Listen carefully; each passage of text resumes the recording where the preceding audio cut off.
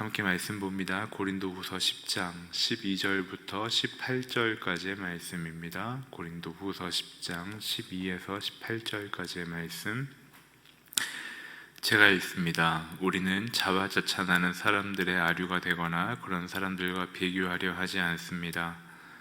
그들은 자기들끼리 재고 자기들끼리 비교하니 지혜롭지 못합니다. 그러나 우리는 정도 이상으로 자랑하지 않고 오직 하나님께서 정해주신 분량의 범위 안에서 자랑하려고 합니다.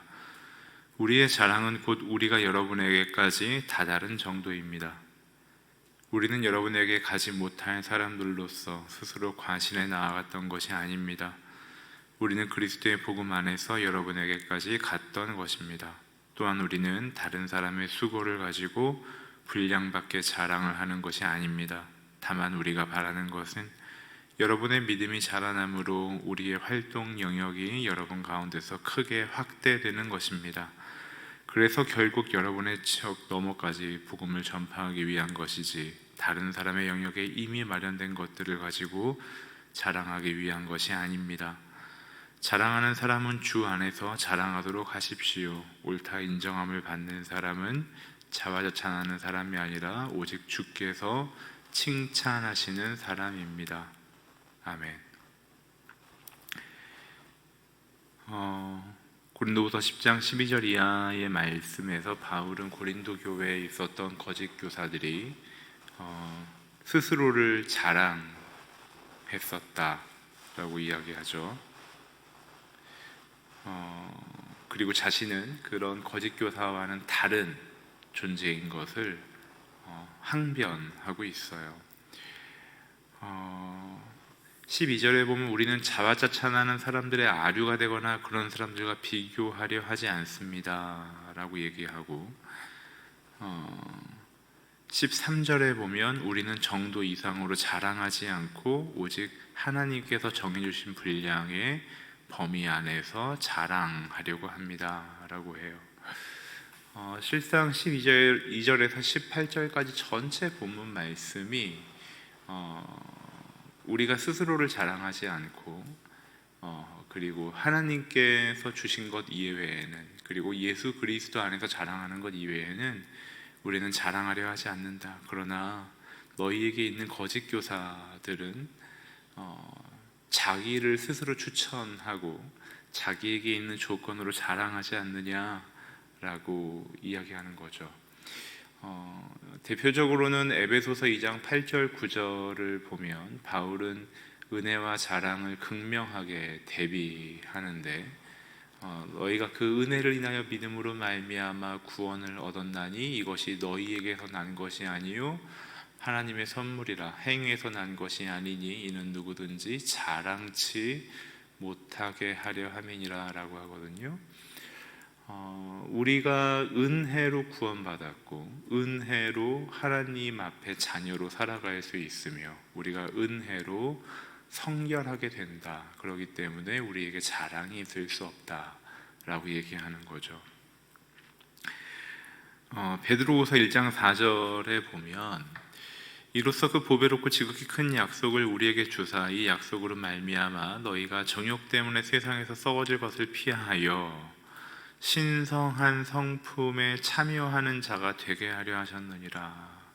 개역개정에 보면 신의 성품에 참여하게 하려 하셨느니라 그러거든요. 신의 성품, 신성한 성품, 디비니티, 하나님의 속성에 우리가 참여하도록 우리를 구원하셨고 우리를 부르셨다라고 말씀하시는 거죠. 그렇다면 우리가 하나님의 성품에 참여하는 과정에서 우리가 가진 어떤 조건이, 우리가 가진 어떤 노력이 하나님의 성품에 참여하는, 신의 성품에 참여하는 것에 근본적인 자격과 도움이 될까요?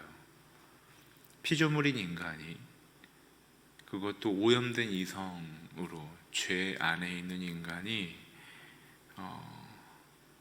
과연 무엇으로 하나님의 성품에 참여하는 데 있어 우리의 자격과 우리의 공로를 이야기할 수 있을까요? 우린 무엇을 자랑할 수 있을까요? 그것이 없다고 성경은 여러 본문에서 이야기해주고 있어요. 대표적으로는 우리가 잘 알고 있는 사사 기드온 이야기를 보시면 사사기 7장 2절 이하에 여호와께서 기드온에게 말씀하셨습니다. 내가 너와 함께하고 있는 백성들의 손에 미디안 사람들을 넘겨주려고 하는데 백성이 너무 많다. 이스라엘이 내가 아닌 자기 스스로를 자랑하며 내 손이 너를 구원했다고 말하지 않게 하기 위함이다. 기드온 시대에 미디안 연합군이 13만 5천 명이나 되는 대군을 이끌고 예루살렘을 포위했죠. 그리고 그 당시에 기드온과 함께 모였던 군사의 수는, 대항하기 위해 모였던 군사의 수는 3만 2천 명이었어요. 그런데 3절 이하에서 7절까지를 보면 하나님이 두 번에 걸쳐서 그 숫자를 줄이는 걸 볼 수 있어요. 2절에서 방금 읽었지만 13만 5천 명에 대항하는 이스라엘 군대는 고작 3만 2천 명인데 그 3만 2천 명도 하나님이 많다고 하시는 거예요. 그러면서 그 3만 2천 명이 함께 싸우면 그래도 우리가 3만 2천 명이나 되는 그 숫자가 일정 수준이 있었기 때문에 우리가 싸워서 이겼다라고 자랑할까봐 사람들을 줄여라, 돌려보내라 라고 말씀하시는 거예요. 그리고 3절 이하에 보면 이제 두 번에 걸쳐서 숫자를 줄이죠. 첫 번째는 두려워하는 사람을 돌려보내라 라고 해서 두려워하는 사람들은 돌아가라고 이야기하니까 2만 명이 돌아가요. 그러면 2만 2천 명이 돌아가요. 그래서 1만 명이 남죠. 그럼 1만 명이 남았는데 여전히 하나님 많다고 하세요. 13만 5천 명과 싸워야 하는데 1만 명의 군사가 많다고 말씀하시는 거예요. 그래서 하나님이 가서 물을 마시게 해라, 겨울에 가서 물을 마시게 해라 라고 해요. 그러니까 어떤 사람들은 엎드려서 물을 마시고 어떤 사람들은 무릎을 꿇고 손에 물을 받아서 물을 핥아서 마셨어요. 그런데 핥아 마신 사람이 우리가 알고 있는 것처럼 300명이었죠. 그래서 엎드려서 물 마신 사람들을 집으로 돌려보내요. 그리고 300명만 남죠.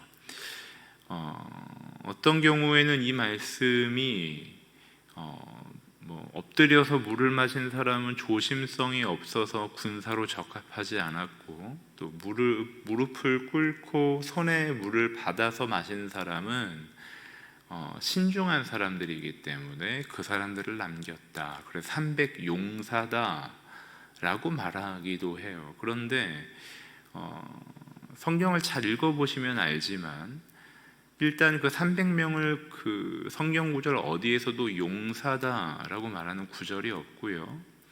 하나님께서 이스라엘 군대로 징집된 이스라엘 백성들을 돌려보내라라고 말씀하신 까닭은 너희가 스스로 구원했다, 스스로 이겼다라고 말할까봐 너희 중에 숫자를 줄여라라고 말씀하시는 거예요. 그러니까 10,000명 중에 9,700명은 엎드려서 마셨고 300명만 손에 물을 떠서 핥아 마셨기 때문에 가장 적은 숫자를 남겼다라고 문맥에 따라 이해하시는 게 적절하다고 봐요. 그러면 보세요. 3만 2천 명이 모였는데 그 중에 300명 남은 거예요. 모인 군대에 1%도 안 되는 사람들 남겨놓고 그 300명으로 13만 5천 명을 대적해서 싸우게 하세요. 무엇 때문에요?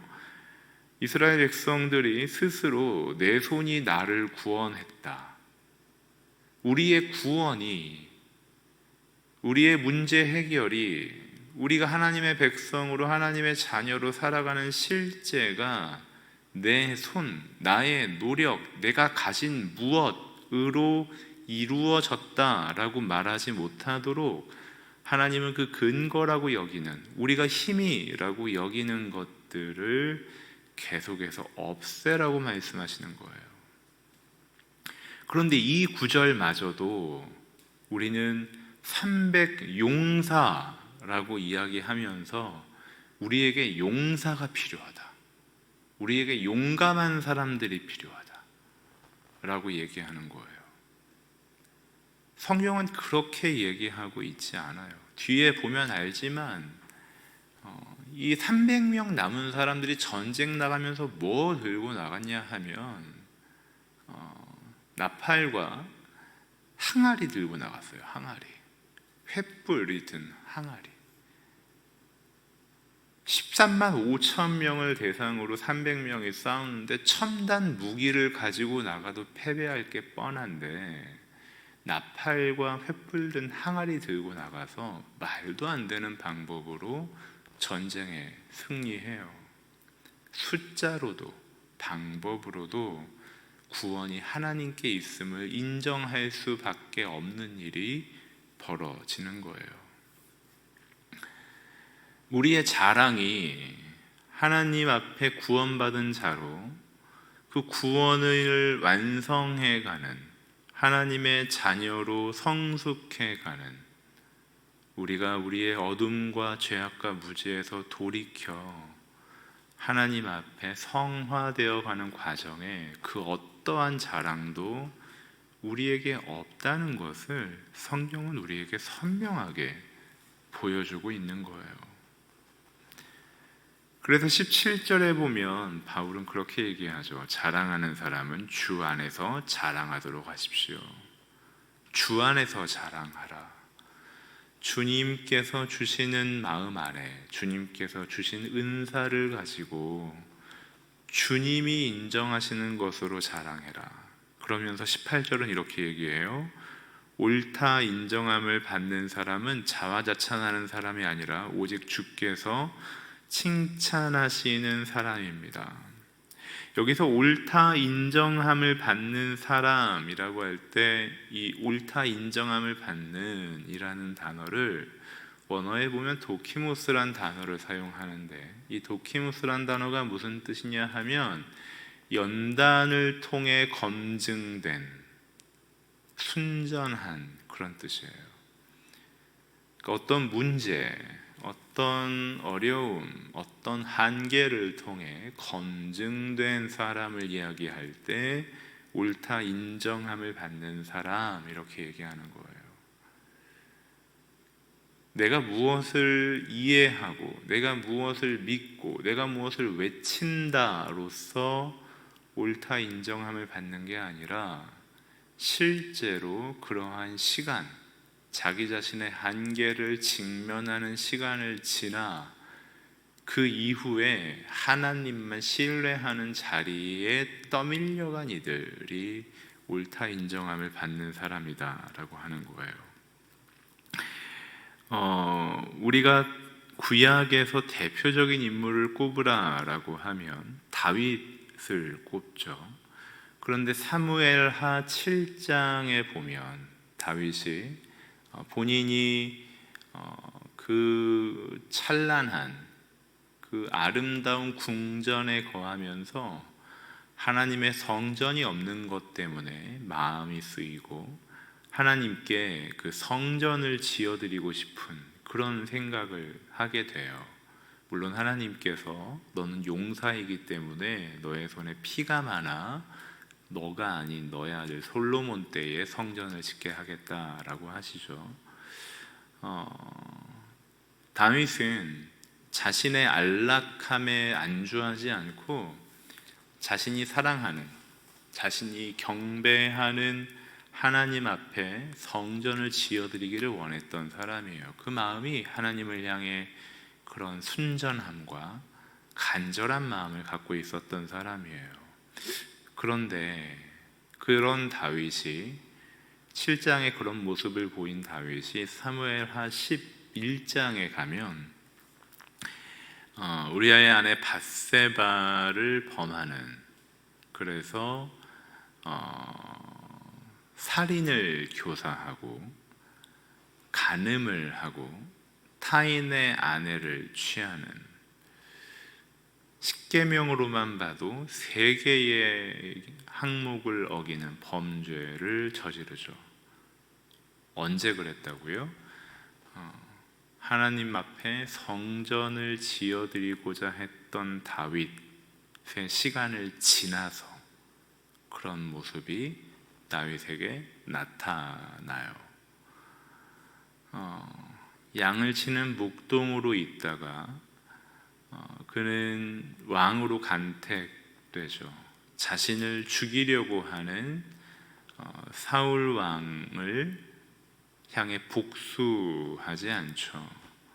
하나님이 주신 그 능력과 아름다운 마음으로 음악을 통해 귀신 들린 사울을 치유하기도 하죠. 그 수많은 전쟁에 승리하고 이스라엘의 안정을 이루어내기도 하죠. 그런데 그런 다윗이 그 태평성대를 이루어 놓은 시대에 이미 왕으로 또 하나님 앞에 하나님을 예배하는 예배자로 성장한 이후에 밧세바를 범하는 그런 끔찍한 일이 다윗에게 벌어지는 거예요. 그리고 그 이후에 나단 선지자의 책망을 받고 다윗이 대성통곡하며 회개하는 것을 성경은 기록하고 있죠. 다윗이 회개했다. 다윗이 하나님 앞에 돌이켰다. 다윗은 순전한 사람이다. 이렇게 이해할 일이 아니라고 저는 생각해요. 다윗이 얼마나 당혹스러웠을까요? 하나님 앞에 성군으로 인정된 다윗 왕의 그런 모습을 알게 된 나단 선지자와 백성들 또 관료들의 마음의 황망함도 표현할 길이 없겠지만 다윗 스스로 얼마나 개탄스러웠을까요? 얼마나 자기 스스로가 비천하게 여겨지고 얼마나 자기 스스로가 싫었을까요? 그래서 그런 때에 다윗이 만든 시가 우리가 잘 알고 있는 시편 51편인 거죠. 처절한 회개이죠. 옳다 인정함을 받는 건 스스로 자기 스스로를 용납할 수 없는 지경에까지 가서 그 자리에서 하나님 앞에 엎드려 부복하며 회개하는 그 자리, 내가 도무지 나 스스로를 신뢰할 수 없고 내가 도무지 구원의 근거를 나에게서 찾아볼 수 없음을 처절하게 알아버린 그 자리에서 더는 자신을 신뢰하지 않고 한 걸음 한 걸음을 마치 백척간도에 있는 것처럼 조심스럽게 하나님 앞에 겸비하며 그 걸음을 내딛는 사람, 그 사람이 옳다 인정함을 받는 도키모스의 삶을 사는 사람인 거죠. 모세가 그런 삶을 살았고요, 베드로도 그런 삶을 살았어요. 바울도 마찬가지예요. 자신이 갖고 있는 조건, 이해, 어떤 자격이라 여겼던 것이 자기의 구원을 완성하지 못한다는 걸 너무나 처절하게 알아버린 사람들이에요. 그런데 그 알아버리는 과정들을 보면 하나님을 잘 믿었다라고, 예수 그리스도를 잘 따랐다라고 스스로도 주변에서도 인정하는 때에 그 인생이 약함과 제약에 처절하게 무너지는 시간들을 지나요. 그러면서 어떻게 되나요? 오직 하나님 한 분만을 순전하게 의뢰할 수밖에 없는 상황으로 떠밀려 이제 더 이상 자신을 자랑하지 않고 주 안에서 예수 그리스도를, 하나님만을 자랑하는 삶을 살았던 거죠.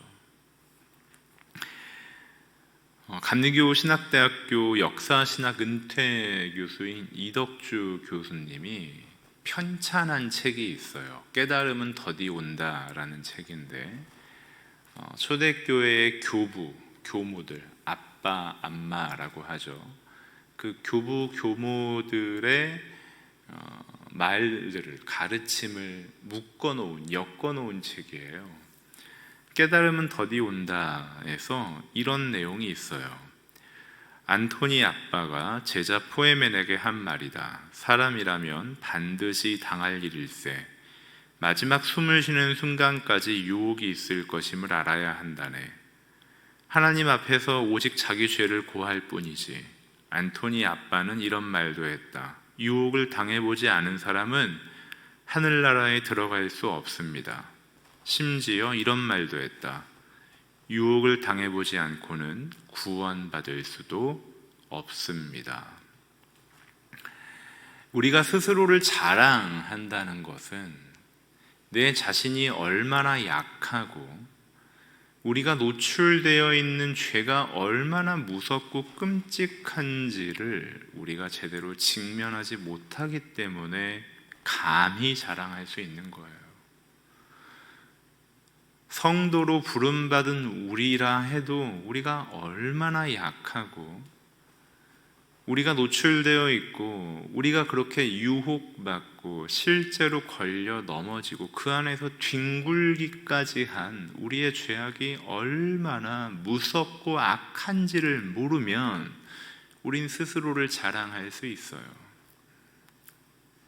우리는 끊임없이 유혹에 노출되어 있고 하나님을 닮아가는 신의 성품에 참여하는 과정에서 하나님을 신뢰하지 않고는 이 한날을 살아갈 지혜와 실력이 우리에게 없다는 걸 우리 스스로 하나님 앞에 항복하지 않는다면 우리는 자랑하는 삶을 살게 되는 거예요.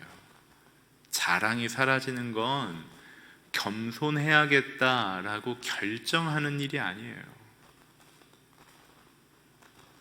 겸손하지 않고는, 자기를 낮추지 않고는, 하나님 앞에 엎드리지 않고는 감히 사람들 앞에서도 함부로 이런 말 저런 말을 할 자격이 없다는 것을 처절하게 자기 자신을 직면하지 않고는 우리는 하나님 앞에 겸손하게 살아갈 수 없는 사람들이에요.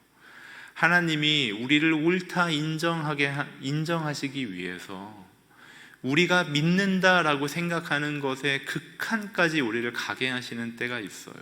그리고 그 현장에서 우리가 선택하는 것이 무엇인지를 우리 스스로 보게 하세요. 마치 탕자가 아버지를 떠나 나갈 때 그의 다리를 부러뜨리지 않으시는 것처럼, 야곱이 그 형 에서를 속이고 아버지의 축복을 받아낼 때 그 모든 환경이 막히지 않았던 것처럼 우리가 선택하는 것이 어떤 현실인지를 하나님이 보도록 두실 때가 있는 거예요. 그리고 그 이후에 우리는 내가 얼마나 약하고 내가 노출되어 있는 유혹, 죄의 현실이 얼마나 무섭고 악한지를 깨달아 오직 하나님 한 분만을 의뢰하며 평생에 하나님 앞에 회개를 멈추지 않으며 침묵하며 조심스럽게, 때로는 괴로워할지라도 하나님과만 동행하기를 바라는 그런 사람으로 살아가는 거예요. 그런 시간을 지나지 않은 사람들이, 그 시간을 직면하지 않은 사람들이 자랑하는 삶을 살아요. 스스로에게 구원의 자격과 조건이 있다고 이야기해요.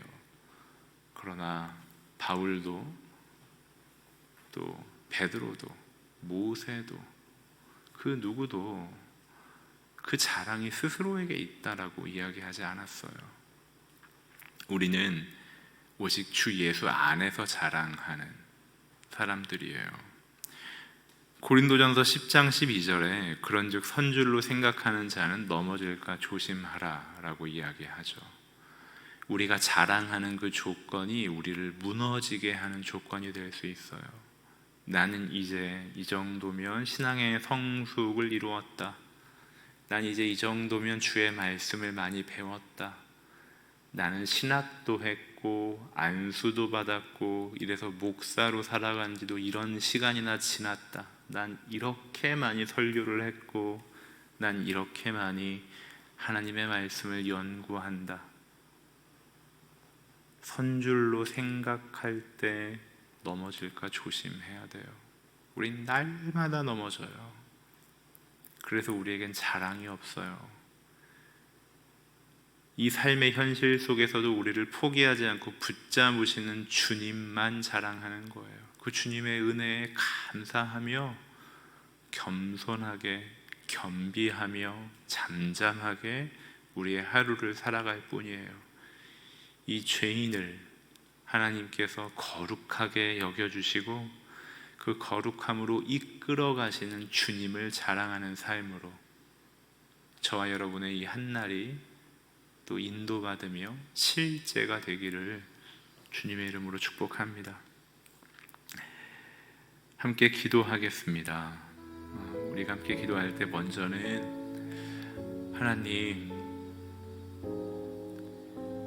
내가 얼마나 약하고 우리가 노출되어 있는 우리의 죄악이라는 것이, 우리의 교만과 무지와 아집, 이 모든 것들이 얼마나 크고 무섭고 악한 죄악인지를 우리가 보게 해 주십시오. 그래서 우리는 어떠한 자랑도 없이 주 예수 안에서 주님을 자랑하며 겸손하게 하나님의 뜻을 구하며 이 한날을 또 지나게 해달라고 우리 자신을 위해서, 우리 가정을 위해서 함께 기도했으면 합니다. 기도합니다.